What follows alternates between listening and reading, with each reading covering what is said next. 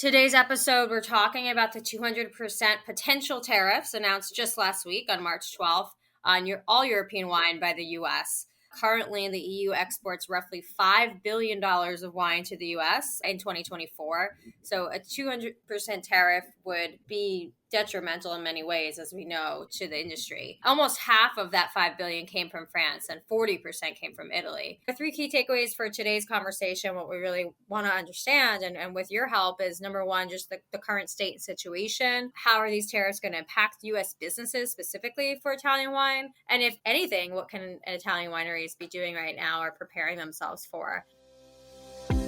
Hello, welcome to Masterclass U.S. Wine Market with me, your host, Juliana Colangelo.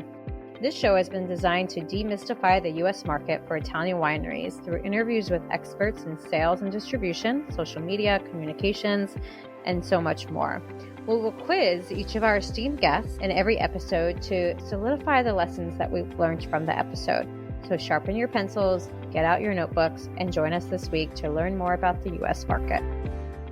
Hello, welcome to Masterclass U.S. Wine Market. Today, I'm thrilled to welcome Gary Fisch back to the Italian Wine Podcast. Gary is the president and CEO of Gary's Wine and Marketplace. Welcome to the show, Gary. It's so great to have you back on the podcast. Good morning. It's great to be back. And I appreciate you jumping on. We just had tariffs announced last week, so we wanted to get some perspective from some industry experts and veterans like yourself. So thank you again for joining me on this topic. Well, it's been a sleepless week for sure. I bet. I can't imagine. But Gary, before we dive into the topic of tariffs, just give our listeners a very brief refresher on who you are and a little bit about Gary's Wine and Marketplace. That's great. We own and operate 3 stores in northern New Jersey, Madison, Burnsville, and Closter. We're a fine wine shop, but we also carry a wide range of everyday wines and spirits, cheeses, meats, charcuterie, gift items. So, we play in online and in store. Okay. And you're working with wines and spirits from around the world, correct? Absolutely. Yeah, for sure. So definitely the tariffs, I bet, like you said, it's been a sleepless week trying to figure out how this is going to impact us all. So today's episode, we're talking about the 200% potential tariffs announced just last week on March 12th on all European wine by the U.S. Currently, the EU exports roughly $5 billion of wine to the U.S. in 2024. So a 200% tariff would be detrimental in many ways, as we know, to the industry. Almost half of that $5 billion came from France and 40% came from Italy. So again, 2 of the largest exporting countries, and definitely these will have an impact. So there's still a lot of uncertainty and speculation, but we're really eager to learn from your perspective as a retailer in the U.S. You're based in New Jersey, but I know you have a national e-com business as well, how to understand this situation. So the 3 key takeaways for today are, number one, what is the current state of U.S. tariffs on EU wine?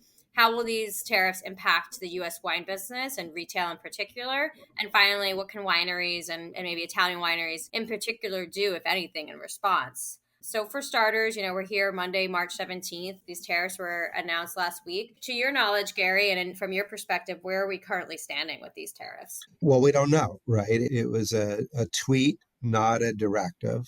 But as time has gone on, tweets become reality. And so we've been talking with our importers, our wholesalers, other retailers around the country to see if anybody has a better read on it. We're part of USWTA, that's an organization of, wine retailers, importers, wholesalers, to, work with them to try to understand it. And nobody really knows exactly what's going on, except a 200% tariff would be devastation. Yeah. Absolutely. And the uncertainty, obviously, as we're still waiting to see what actually happens, everyone is scrambling to put models together to figure out how these tariffs could potentially impact their business. Yeah, I'd like to touch on that for a second. Uncertainty, right? Mm-hmm. There's nothing worse in business than uncertainty. You can't make decisions as a retailer. In our case, do we load up on imported wines? Do we hold and wait and see? It's devastating from that point of view. You have to make decisions as a business, no matter whatever your business is. And there are short-term decisions and long-term. And this has just put a freeze on all real decision making. Yeah, I think that's a powerful statement, that indecision how detrimental that is for business. And even if, again, that we're still speculating, we don't know exactly what happens, it's still hard to make strategic business decisions with the threat looming over us. That makes it incredibly hard to run a successful business. So let's hope at the very least that we have some answers within the next couple of weeks. I mean, from what I've read and heard, by end of the month of March, we should know more. But in the meantime, we're doing our best to understand the potential impact and ways we might need to adjust and adapt to what could potentially happen. So, Gary, talk to us a little bit from the retail perspective, how you understand these tariffs could impact your business if they are to go through. Well, there's a couple of things. One is, from our personal retail business, 33% of our total business is imported wine. Okay. 24.5% is domestic. So if you took away that 33% of business from us, it can't switch to domestic 100%. First of all, I was thinking about it. Wineries, as you know, they're also making decisions based upon economic situations and also, they're growers, so climate decisions. Mm-hmm. And I can't call a winery up today and say, by the way, I need an extra 500 cases. They haven't produced it. Yeah. So even if they wanted to support it, even if, they would love to grow their business with me, they don't have the physical juice available to do that. So from that point of view, to say it's going to be great for American wineries, well, that's BS. Wineries that have overloaded inventory, it may help their inventory flow, but it's not a long-term benefit to them. Right. And I don't think it's a benefit to any American business that's related to beverage alcohol.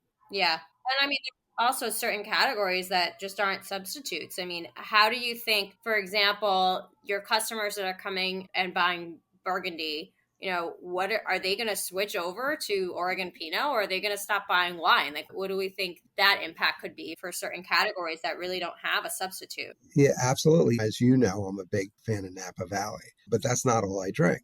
And if I wanted a bottle of Burgundy, I want Burgundy. And Burgundy tastes very different than Oregon Pinot or California Pinot. And we've tasted a lot. And so consumer, you can't say, okay, I'm not going to drink Burgundy. I'll just start buying Oregon Pinot Noir. It doesn't work. I believe you're right. I think they will slow down or completely stop their buying. Especially Burgundy is something they buy for saving because it appreciates in value and it just gets better and better. So Burgundy is a huge problem. Champagne is also a problem. French champagne tastes very different than domestic sparkling. I read a great column by Letty Teague last week offering some domestic alternatives to French champagne. 100% right. You have Schramsberg and Domaine Caneros. Mm-hmm. And a friend of mine, Paula Cornell, makes some great sparkling wine. But they don't taste like Dom Perignon or Krug or, Taittinger. So could Americans switch? I guess so. Would they appreciate what they're getting as much? No, it would be a shift. But the same thing, there's not enough wine sitting in their warehouses to flip the switch and suddenly be able to provide product for everybody in the country. Exactly. And, what are you hearing on the floor in your stores? I know you're you're in all your stores every day, both from your employees, but also your customers. Employees are concerned because they know that if we lose a large percentage of our imported wine business, we'll have to lay off people. Mm-hmm. There's no question. We, as a small family owned and operated business, we can't possibly absorb losing, even if it's half of the total imported business and we lose 15% of our total business, we would have to lay off at least 10 to 15% of our staff. So that's a problem. Customers are coming in and they're concerned. Some are buying in, but they're also concerned because they don't feel as good with disposable income as they did a year ago. Right. So they're reluctant to spend their money. Mm-hmm. So we're getting hit from two sides. People are spending less money because they're nervous. And we have to make buying decisions long term about, protecting our inventory, I guess is a great way to put it, because we don't want to be the first people to run out of imported wine. So we have to buy in, but we can't afford to buy too much because we have no idea. Right. Exactly. We have no idea. And that's, like you said earlier, one of the hardest parts in business is to have all this incredible uncertainty to try to navigate and deal with. beyond tariffs, obviously, it's been a challenging start to the year, and I'd say last couple of years for our industry with other things as well. Declining rates of consumption, all the headlines that are attacking alcohol. What are some ways you've been adapting and responding? We know wine and spirits is an incredibly resilient industry, and we will get through this, but it will require also some change and adaptation. So, Gary, I'm curious from your perspective as a retailer, how you've been shifting some of your business decisions in this new environment. Well, it's been a challenging couple of years. This year in particular, I think for us, we're in very high demographic communities.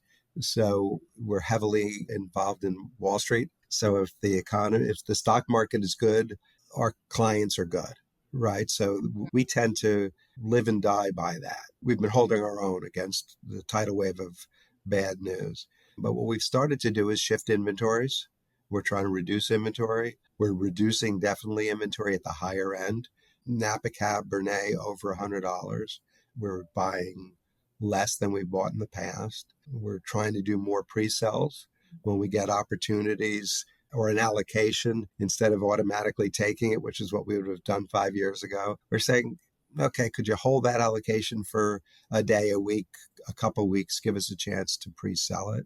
We're trying to do more consumer activations, I'll call it, in-store tastings, wine tastings, dinners at local restaurants, just events that create more activity to try to keep our clients and our guests engaged. Okay. So in quite a number of ways, you're shifting to adjust to the economy and to what's happening, more engagement, different purchasing patterns, more pre-sales, more events. Where are you seeing maybe the greatest impact or success among those efforts? For us, it's the in-person tastings, right? Mm-hmm. Because we're bringing winemakers or owners of wineries into restaurants with small groups of people and really one-on-one relationship building, I'll call it. So, I got in this business because I fell in love with wine and the people of wine, not necessarily the business of wine. Right. So when we're showing a bottle of wine, it's a bottle, right? It could be a widget. When you show the owner of the bottle of wine or the winemaker to a select group of high-end clients, the response has been overwhelmingly positive.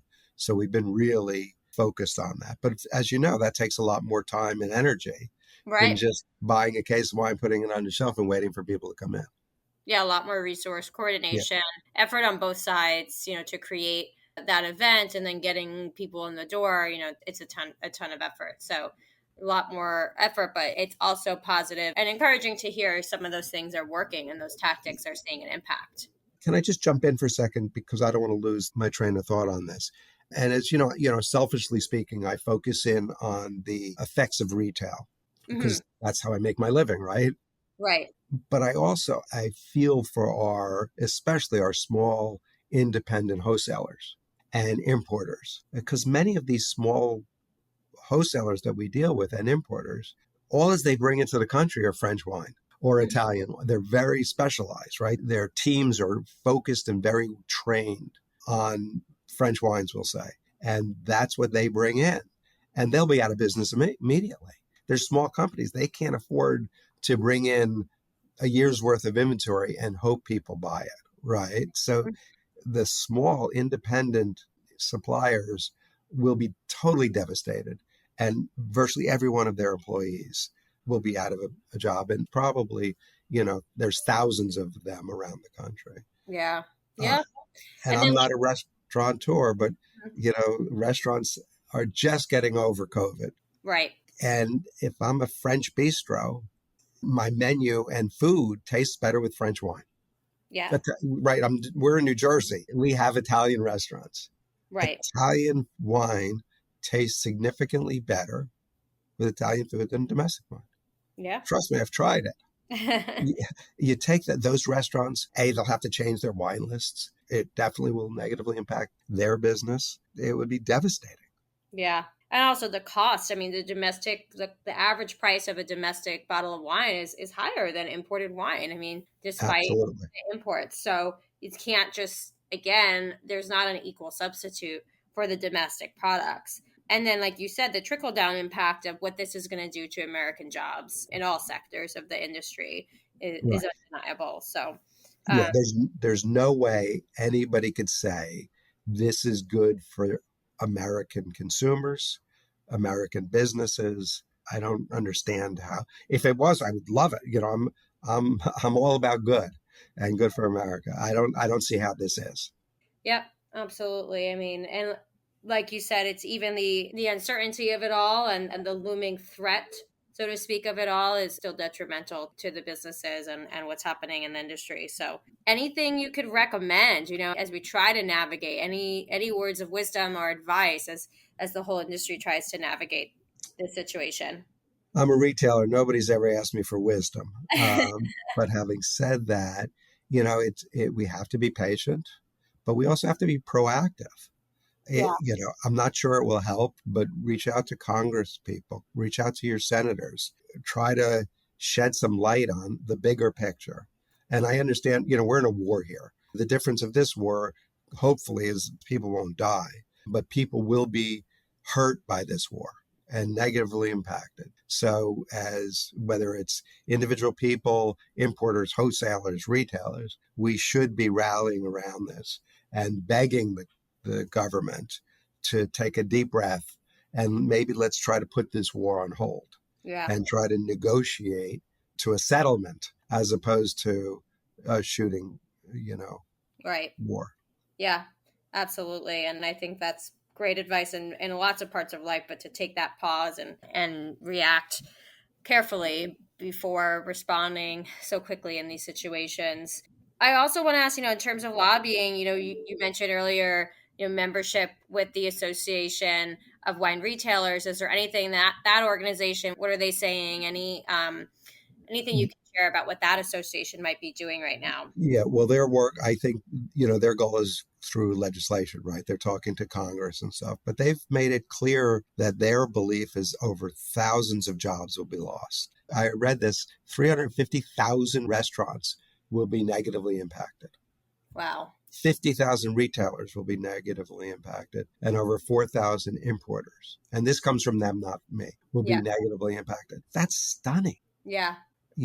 And it's scary because, and I go back and again, I think of these restaurateurs. I'm friends with a lot of restaurateurs. They're just getting over the effect of COVID.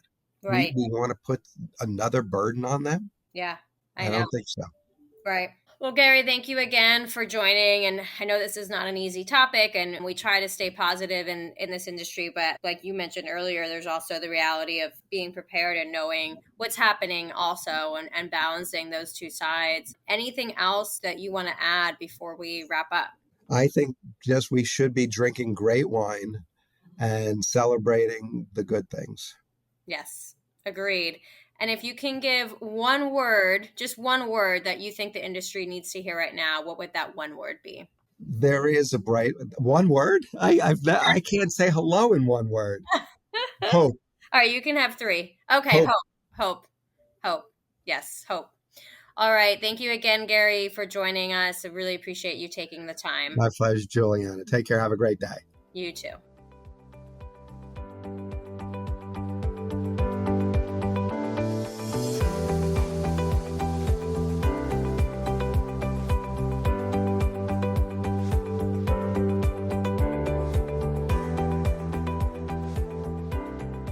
Hello, welcome to Masterclass US Wine Market. Today, I am thrilled to welcome Scott Ades to the Italian Wine Podcast. Scott joined Dalla Terra as president in November 2016.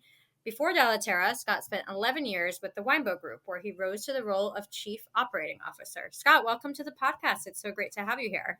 Welcome. Thank you for having me. Really appreciate it. I wish we were maybe meeting over a glass of wine, perhaps some Italian wine, instead of talking about the tariffs. But alas, here we are, March 17th, just a little less than a week after tariffs have been announced. And it's an important topic. So I'm really excited to hear your perspective today. And thank you again for joining me. Sure. Before we dive in, can you just briefly tell us a little bit about Dalla Terra for those of our listeners who might not be so familiar with the company? Sure. Dalla Terra is an importer and national sales agent focused solely on Italian wine and spirits. We represent about 30 different family-owned wineries and distilleries and have a strong network of distributors providing national distribution across the entire U.S. Fantastic. And how long have you been around? A little history. Sure. Dalla Terra has been in business since 1990. So this is our 35th year. And we have a fairly tenured staff. Many of our people have been with the company between 10 and 20 years. And so it's been a very successful, well-run family business for a long period of time, and hoping tariffs doesn't bring that to an end. Hopefully not. And Scott, on that note, just to tee up our conversation and remind our listeners about some of the facts, last week there was a tweet that announced a potential 200% tariff on all European wines. So that's what we're here to talk about, the potential impact. Of course, nothing is set in stone just yet, but we know it could have an impact. In 2024, the EU exported approximately $5 billion of wine to the US. So obviously a tariff would have a huge impact on the industry, not just for the wineries exporting, but of course for all the companies here that rely on that business. About half of that 5 billion came from France and 40% came from Italy. So obviously the lion's share coming from France and Italy of those exports. So our three key takeaways for today's conversation, what we really want to understand and with your help is, number one, just the current state and situation. How are these tariffs going to impact U.S. businesses specifically for Italian wine? And if anything, what can Italian wineries be doing right now or preparing themselves for? So for starters, from your lens, at Dalla Terra, where do we sit right now with the announcement of these potential tariffs? Yes. So currently it's a waiting game. We're waiting for some definitive action that will let us know if there will be or won't be a tariff. I also do want to point out, you mentioned that the 200% was a threat. There is no formal proposal for 200%, but there certainly has been a lot of discussion of tariffs. In theory, we should learn more in early April. April 1 was a deadline set by the Trump administration for their own internal organizations to their agencies and departments to come back with proposals on actions across a number of different areas of the government. We don't know how long it will take for those proposals to be put into action, but things have moved pretty quickly. So April 1 is a very important date. While we're waiting, I think the most important thing that's going on now that people should be aware of is there's a fairly extensive effort going on to educate the various constituencies in the government that could impose or have an impact on the tariffs imposed, to make them aware of the negative impact on US businesses of putting tariffs on imported wine. The majority of the impact of the tariffs actually goes to people and businesses in the US, not the foreign entity. And we really want people to understand that before they make a strategic decision that doesn't have the outcome that they're looking for. Yeah, absolutely. I think that's a really critical part. And Scott, can you tell us, sitting in your role with Dalla Terra, how these tariffs could potentially impact your component of the business as an importer? So tariffs are effectively a price increase, especially because this is a finished good, right? It's not an input to another product. It's the good itself. And so when the good comes in with a tariff and the tariff is 25%, that's basically a 25% price increase on the product. And as with almost any other good, when the price goes up, the volume goes down. And depending on how much the price goes up, it'll have a more and more significant impact on the volume. So from our perspective, as we see, if tariffs play out, it will result in less volume of sales for the products, which will, have less volume of revenue for us and less profitability for us. And that's really the impact on us, as I think every other importer in the business is the way they're looking at it. Yeah. Could we take even an example or a case study? Let's say it's, a $20 bottle of Chianti. What does that look like, coming just down through the chain and ultimately look like on the shelf to the end consumer if these tariffs are imposed? Yeah, a $20 bottle of wine is going to come into the country at about $10, and then it's going to get a tariff, and then it's going to get marked up by the importer, by the distributor, and then by the retailer. So that at the end of the day, if it was $20 on the shelf beforehand, with a 25% tariff, it'll be $25 on the shelf. To your point earlier, if it's a 200% tariff, the $20 bottle of wine is now a $60 bottle of wine. And that's where you really have problems, because people aren't paying $60 for a $20 bottle of wine. Right. Exactly. And that's where we really find ourselves, in trouble, especially for Italian wine. So are there any categories you think within Italian wine that could be impacted more negatively by tariffs than others? Like, do you think there's any regions or categories that might have some more resiliency, in this situation? Probably a little bit at the very high end, and more so though on the low end, believe it or not. The reason on the high end is there's always going to be someone willing to pay a lot for a bottle of wine if they want to get it. But Right. also high end wines will have the greatest impact because of their value. The tariff will be the largest dollar amount than any other wine. Low end wines, on the other hand, a big percentage of the cost of a low end wine is just it actually getting from point A to point B, getting from Europe to the US. Right. And so the cost of the product is a little bit less impactful. So if you're bringing the bottle of wine in for $4 a bottle and it now goes to $5 a bottle, that might be manageable. If you're bringing a bottle of wine in at $40 a bottle and it now goes to $50 a bottle and then that gets marked up, that's going to be less manageable. So, Right. so the low end, believe it or not, may have less of an impact as a result of tariffs versus the high end. Interesting. So we Yeah. might see, we've seen obviously incredible increases in Prosecco and that category in sales in the US. We might see some of those wines perhaps make it out okay, but time will only At the tell low end. Yeah. at the Time low will end. only tell. Exactly. Yeah. Yeah. Exactly.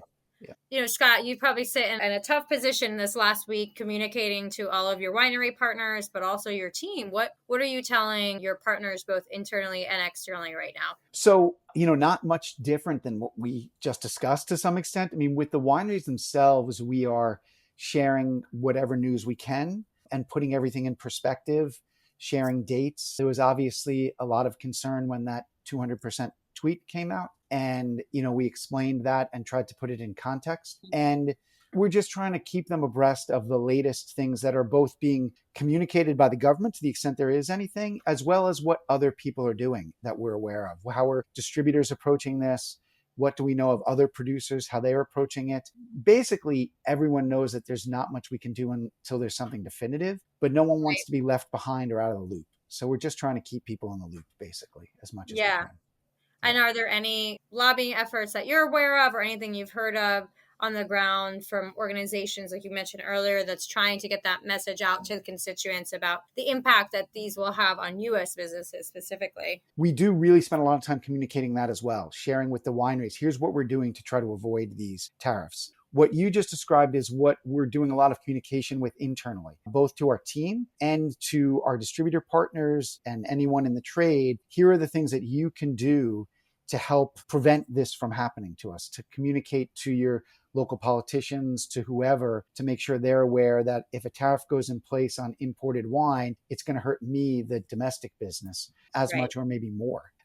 One thing we didn't really touch on too much was restaurants, which, if you think about Italian restaurants is the largest category of ethnically or geographically themed restaurants in the country. And, Italian wine goes with Italian food, and, on purpose, right? That's how they were both developed. And you can't just substitute domestic wine or South American wine if they don't get tariffs or something like that for Italian wine. And as you probably know, restaurants have a very difficult time over the last few years, and they start with very thin and difficult margins. And losing Italian wine sales could have a big impact on them, a significant impact on them.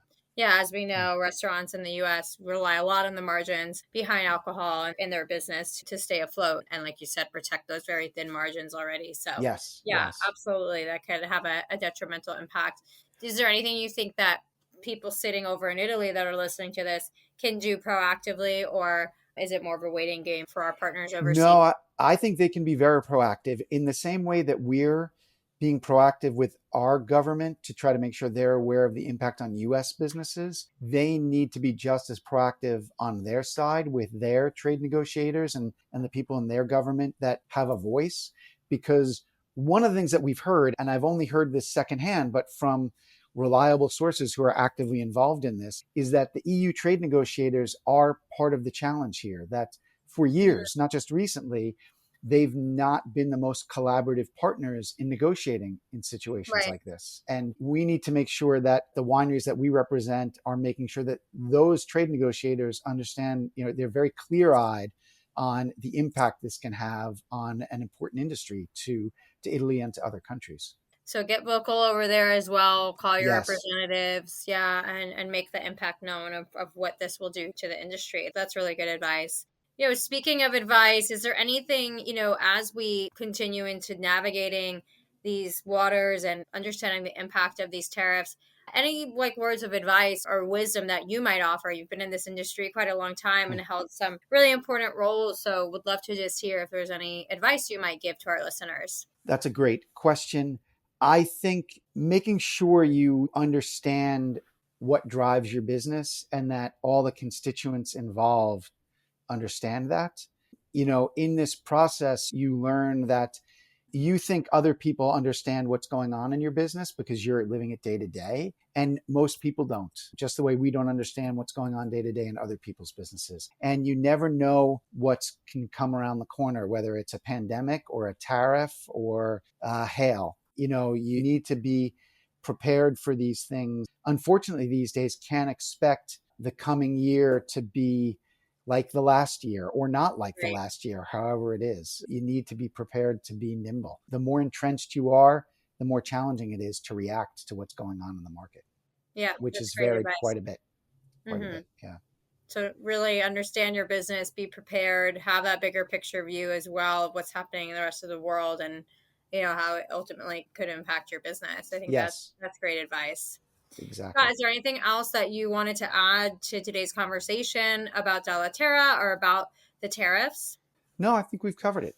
I think it's been a great conversation. Yeah, great. Typically, we do a rapid fire quiz, but for this special topic, I'm asking instead our guests to give one word of encouragement, advice, hope, anything that you think our listeners who are working Italian wine might need to hear right now. I think a good word is focus. I think if you focus on what you do and you do it well, you'll be successful. You may have to ride out some storms like now, but I think you'll be successful. I also think in the wine business specifically, there's often a desire to spread your focus a little thin, make 18 different wines instead of maybe 4 or 5. And in situations like this, I think that focus can really help as well. So focus is my word of the day. I like that. I'll have to take that advice myself. Well, thank you again, Scott, for joining us today on the Italian Wine Podcast and to talk about a topic maybe perhaps not so fun, but we'll have you back another time to talk about some more fun topics. But thank you again for joining us. Thank you for having me. Thank you for joining me today. Stay tuned each week for new episodes of Masterclass US Wine Market with me, Juliana Colangelo. And remember, if you've enjoyed today's show, hit the like and follow buttons wherever you get your podcasts.